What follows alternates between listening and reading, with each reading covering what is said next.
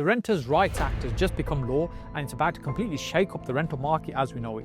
In this video, I want to give you the 5 key changes that you need to be aware of.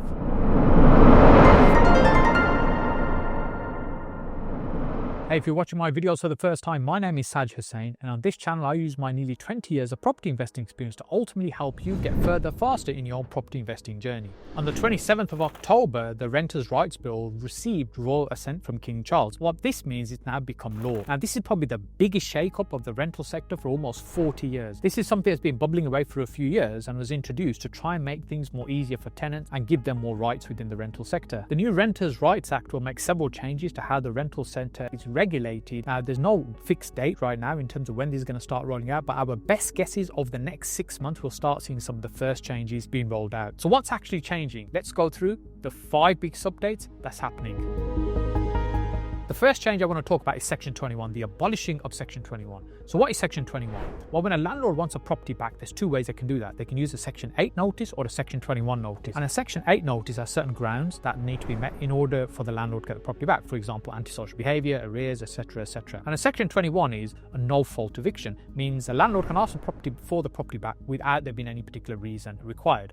Now, in all fairness, it sounds quite reasonable for a landlord not to have that right and pretend to have more rights. However, what happens in practicality, and from my experience as a landlord, also as a letting agent as well, what we find is it's actually quite difficult to get a property back via Section 8 route, and it can be quite challenging. The Section 21 is an easier way to get the property back. And the only time we actually want a property back is when a tenant's not looking after the property, or there's rent arrears, or there's antisocial behaviour. That's really the only times a landlord typically will want the property back, unless of course they're selling or they're going to move into it themselves, which is quite rare. So when we take that into consideration from a landlord point of view, it's a loss for us not to be able to use that route, because now we have to use a Section 8 route. But the Section 8 also requires improvement, and also the court system has to be improved for it to be a much more smoother process, because sometimes these things can drag on for months, making it really difficult for the landlord, especially if you've got a tenant that's not paying rent during that time. The next change I want to talk about is the end of fixed term tenancies. So ordinarily when a tenant moves into a property, they sign a minimum of a 6-month contract. So that means they'll be staying in the property for at least 6 months, they're committed to that, and the landlord can't ask them to leave within that time as well. So the abolishment of that will mean there's no fixed term tenancy. Effectively it'll be a month-to-month rolling contract, and what that means is a tenant can stay for a month or 2 and then they can leave. And the new process will be the tenant has to give 2 months notice for them to ask for the property back. And what that means is that actually tenant doesn't have to stay as long in the property as normally you would expect them to. So from a landlord point of view, what this means is that actually you might have a higher churn of the type of people that you have in the property, which leads to higher costs, and obviously higher costs generally get passed back down to the tenant because it's a business and that's how it needs to work. From a tenant point of view, it's a bit more flexible, meaning that actually you're not committed to anything long term, especially now we have much more transient environment that we live in. People travel a lot more, move around a lot more, and Gen Z are much happier to stay in a property shorter term than they are a longer term to make into a home. Personally, I think this will have more of an impact on the short stay sector, like the Airbnb model, where people are staying for maybe a few weeks or a month at a time. When they're able to just go and rent a house in that way, what it will mean is that they can stay for a short period of time without the long-term commitment. The reality is, most of the time when people move into a property, they want to stay for a period of time. They don't necessarily want to move quickly unless they're unhappy about something or there's a problem. That's why they might look to move. Make sure you watch all the way to the end, because I want to talk about how we're counteracting some of these changes within our business and how you can do some of these same things too. Now, the next thing I want to talk about is a restriction in rent increases. But just before I do that, if you want to really understand what the best property strategy are to be using right now and how to protect yourself in some of these changes, then you definitely need to attend our Property Breakthrough Intensive. Imagine walking away with absolute clarity on your property journey. 3 days of immersive, practical and fun learning. Join us at the next Property Breakthrough Intensive. So when we are doing BRR, the idea is we're increasing the value of the property. So what I call forced appreciation, we're forcing up the value of the property. What you're doing is natural appreciation, meaning time will increase the value. This is why getting this right is important. Now, as I explained, most people get it wrong. They like the idea, but they get the process wrong and they don't get the end result.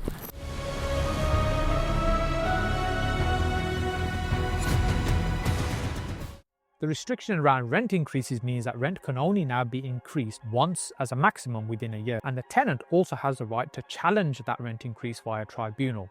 Now again, it sounds all very reasonable and very plausible. However, we have to take into consideration sudden changes in the market and how they can impact the landlord. So for example, most landlords will have mortgages on their property. If there's a significant hike in interest rates, it's very difficult for landlords to be able to absorb that, and often what will happen, they'll get passed back on in terms of rent increase in the property, and they may not be able to do that. And also, for example, if they're running, say, HMOs, where we had a huge spike in utility prices a few years ago, how that can impact the landlord. Now, ultimately, what we sometimes forget is what the landlord is doing is running a business. It's supply and demand, they're servicing a sector, and they have costs that they have to be passed on in order for them to make a profit. And if they're not making a profit, they're not going to stay in the sector. They'll leave, they'll move out of the sector, and they'll do something else, which is why some landlords have chosen to leave the market. And also we're starting to see rent increases. So ultimately, although it sounds like this is benefiting tenants, some tenants are really going to suffer with some of these changes that are happening. Now, a tribunal, in essence, all is very reasonable and a fair way to do things, but often this can drag on for months and months in order to be able to achieve a result.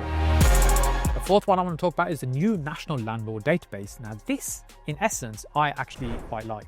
And what it means is there'll be a national database of all the properties that are in the rental sector, and also all the landlords that operate those properties as well. So in essence, I think it's a good idea. It will squeeze out some of the bad operators, which unfortunately there are a few that exist in this marketplace, and it's usually their bad behaviour that reflects badly on those landlords that run a professional business like us. So we spend a huge amount of money, create really nice homes that then actually will run smoothly, will have minimal problems in terms of maintenance with those properties as well.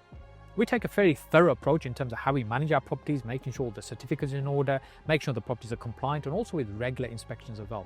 However, I have a huge objection about this new registration system, and this is the unfairness of how it's going to work. And this is very similar to a lot of things that are happening. It's one-sided, meaning where is the tenants database? Where is there a database of tenants to show that they've actually been good tenants in the past? They haven't been evicted, they haven't damaged properties, there hasn't been antisocial behaviour, there haven't been huge arrears, they're left with previous landlords. So these are the things that where I feel it's very unfair and one-sided, where actually it should be balanced on both sides, and that's what would create a professional environment rather than forcing landlords to have to comply to certain things, where actually it's very okay for tenants to become rogue tenants quite easily in this environment.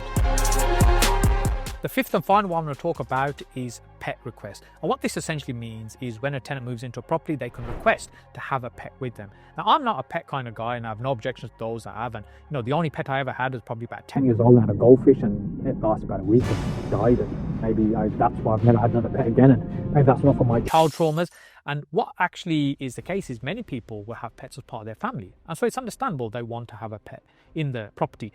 But we also have to take into consideration the excess wear and tear that could happen with certain pets and what the financial implications that can be on a landlord. Again, this is where it's unbalanced and unfair in terms of how this is being set out. During the early stages of the bill, it was suggested that landlords should insist that the tenant has pet insurance, so that way it protects the property as well. But of course, this was disregarded, and it continued without that.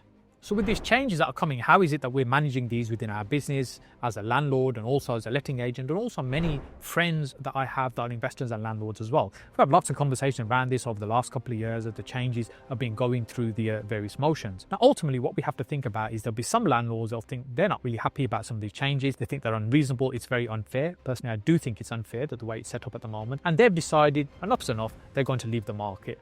And of course, that's going to have an impact on the market because lots of landlords, small landlords, are leaving the market. And what that means is that actually that rental stock is now not available in the marketplace, and that increases rents as well because it's basically supply and demand. So one of the things that we're doing in our business, and which we've been doing over the last few months, is really reviewing all the tenancies. We've been going through the portfolio, looking at each individual tenancy and say, look, as long as there's been no issue with that tenancy, we're all good. But if there's been problems, there's been antisocial behaviour, which is quite rare, or there's been arrears, consistent arrears, and they've not been adhering to the agreement, then we're really reviewing whether they should be a tenant in our portfolio. And then what we are doing is serving the Section 21s whilst you still can, and looking to move those tenants out of the property because they haven't been the best tenants. They're the ones that created the problem in the first place.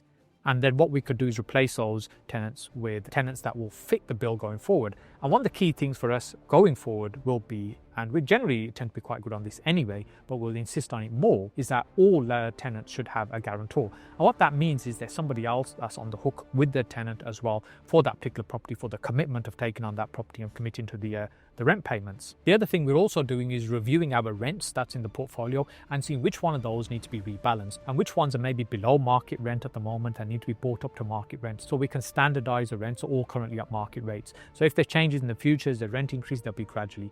Now, if we think about before COVID, before some of the changes started happening in the rental sector, it was very, very rare, if at all, for us to increase the rents of a tenant during the tenancy. We would normally wait until that tenant moves on, and even if the rents are much lower, because they've lived there quite a long time, and when they've moved on, we would then reprice that particular rental unit and then make it available again in the market. That's the only time we do the rent increase. But just after COVID, during the lockdown periods, what we found is utility prices were increasing quite significantly, and most of our portfolio is HMO rooms, so we have the utility costs that we pay, and so that pushed costs up quite considerably for us. And what that meant is we had to start repricing rooms whilst tenants were doing their tenancy, which was unusual, we've not done before. So now what we want to do is review the portfolio to make sure that all the rents are at market rates, so then any future changes are now much easier. These are just some of the few things we're doing at the moment, and if you're enjoying this content, you find this useful, then please do subscribe to the channel. In fact, let me know in the comments what else you'd like to learn, because I want to do some more videos around the Renters' Rights Act and how it's going to change the rental sector. And I think it is going to make a huge change in the rental sector, and the things that we need to be doing to adapt within this market if you still want to operate as a landlord, as an investor. And if you've enjoyed this content, then you are definitely going to enjoy this video that I've got lined up over here for you, which is the best property strategy that you should be using right now in this marketplace. I look forward to seeing you on this video next.